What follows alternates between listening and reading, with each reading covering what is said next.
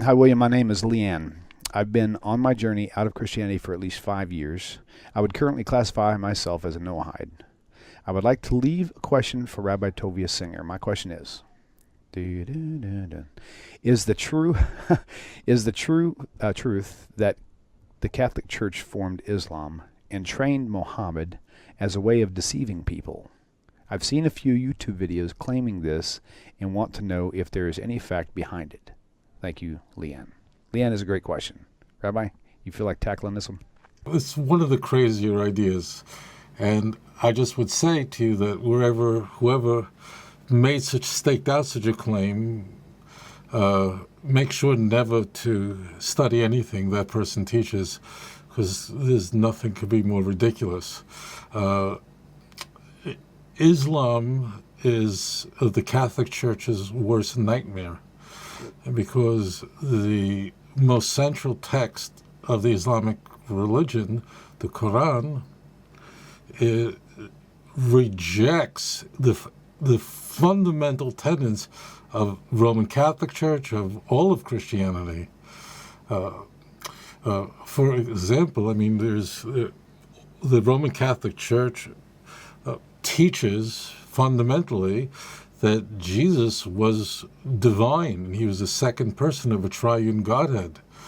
The Quran contains many different messages and teachings and fundamental principles, but there is nothing that's more important. There's no message that's repeated more frequently than there is no God but the true God. La ilaha illallah. That's said in so many different ways that it's just over and over and over again. Never make that mistake. In fact, the Quran goes so far with regard to the Christianity in the 7th century. There was no Protestantism then. It doesn't make a difference. Anyways, because Protestants believe in the Trinity. The Quran very specifically condemns the doctrine of the Trinity, very specifically in Al-Nisa, which means the 4th surah, verse 171, where it condemns, it calls them the people of the book, but in this passage it's referring specifically to Christians, and the Quran condemns them and says, stop exaggerating your teachings. There is no truth, and there's only one God, and there is no three, or there is no Trinity. So the Quran very specifically attacks the doctrine of the Trinity.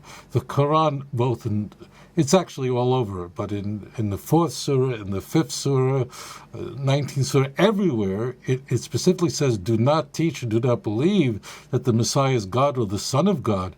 So it's over and over again assaulting what emerged out of the Council of Nicaea and Constantinople in the 4th century, in 325 and 381 respectively. So it specifically says that the Messiah is not God. And the Quran considers Jesus to be the Messiah, but it is very important to understand that the concept, who Jesus is in Islam, is completely different than Christianity. It only superficially appears to be similar because in the Quran he's born of a virgin, of Mary and so on. But aside from that outer sketch, they have nothing to do with each other. In fact, the Quran makes very specifically in the same chapters I discuss, very specifically says that Jesus was not the Son of God, but rather he was only a messenger. So the Quran is very directly attacking the fundamental heresy of Christianity. Christianity's a self-inflicted wound of the church that would develop over time, where Christendom would make Jesus not just the Messiah, but God manifested in the flesh. So anybody who would suggest the Catholic Church invented Islam is lost their mind, essentially. It's not only so the first thing is that in Islam Jesus was a Navi, he was a prophet. He was actually a higher order of prophet called the Rasul, which means he brought a Sharia, he brought a specific message.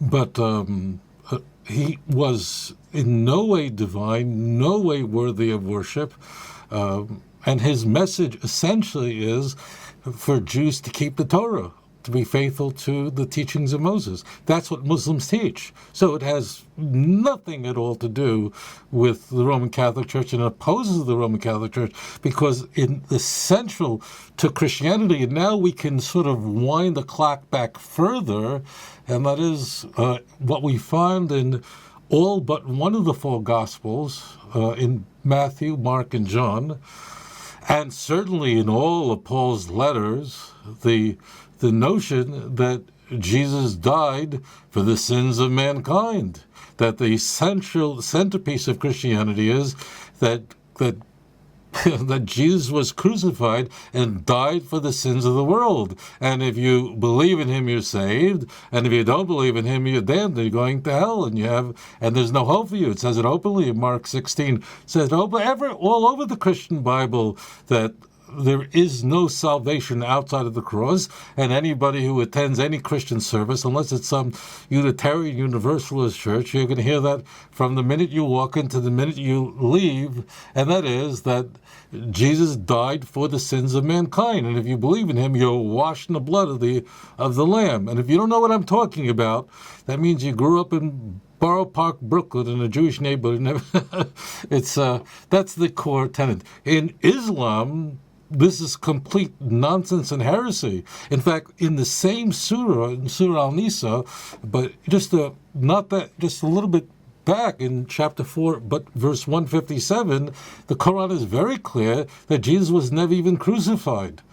And it only appeared that way. Now, there is some discussion among Islamic scholars of precisely what does it mean that he appeared to. But what is clear is that the Quran is saying that Jesus never died on the cross. According to almost all Muslims, Jesus never died, but rather ascended to heaven. But the key point is, not only didn't he die for anybody's sins, he didn't die. He was never crucified.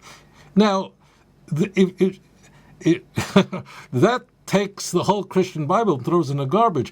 Bear in mind that when Muslims speak, I'm not the elected spokesperson of the Islamic religion, but this is a point that it's very easy to speak to.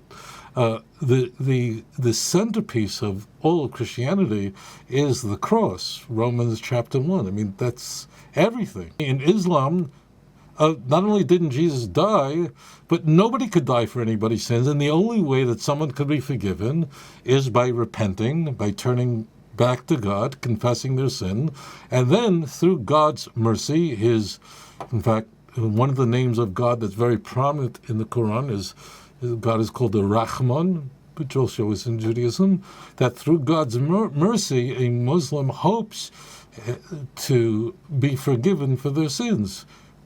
Muslims don't walk around saying, I'm guaranteed anything, but, like someone gets on a plane and they hope very much that plane lands. But Muslims put their hope of forgiveness only in the mercy of God as a result of their own initiative, as their own repentance, and so on. So, the Catholic Church opposed Islam. In fact, the most notorious polemicist against Islam, who said pretty much the most vile things about Mohammad, was a Catholic monk who was a saint, Saint John of Damascus in the 8th century. He wrote a major work attacking heresies and attacking Mohammed and attacking he was quite familiar with Islamic teachings. He lived in a world that was in the world of Islam, and he assaulted, he attacked Islam from every which way, let alone that the Islam and Christianity would battle for more than 700 years. A war that would begin very early in the 8th century and go all the way to the 15th century, to 1492. Imagine a war battled for more than 7 centuries. The Arabian Peninsula, during the time of the emergence of Islam in the 7th century, was filled with pagans, for sure, with the Jewish communities in Arabia, and Christians that were there. And you can be sure that there was competition. According to all Orientalists, people who study this topic, that the Jews and Christians were both vying for converts among the pagans who were in Arabia. It was the idea to Christianity that someone would emerge and say that the doctrine of the Trinity, the core creed of the church, is complete heresy, and that the Quran would identify the Trinity specifically by attacking the concept that God and his messengers do not speak of three or a Trinity. It very specifically says that Jesus never died on the cross, that Jesus was only a messenger. This is very important.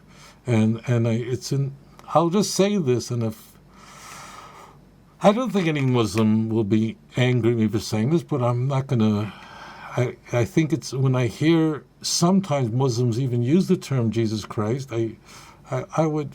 It's really not my business for a Jew to stick his nose in someone else's religion, but the word Christ is a Greek word, and essentially Islam stripped away everything that was Greek about Christianity, to the point that Jesus is a messenger, died for nobody's sins, wasn't crucified, wasn't divine, wasn't the Son of God. All of that Islam rejected. So no, whoever is going around teaching that the Catholic Church invented Islam or had anything to do with creating Islam is completely ignorant of the Islamic faith, and it might as well believe in a flat earth society and so on and so forth. But it's an interesting question. I never heard that before. אדון עולם אשר מלך בטרם כל יציר נברא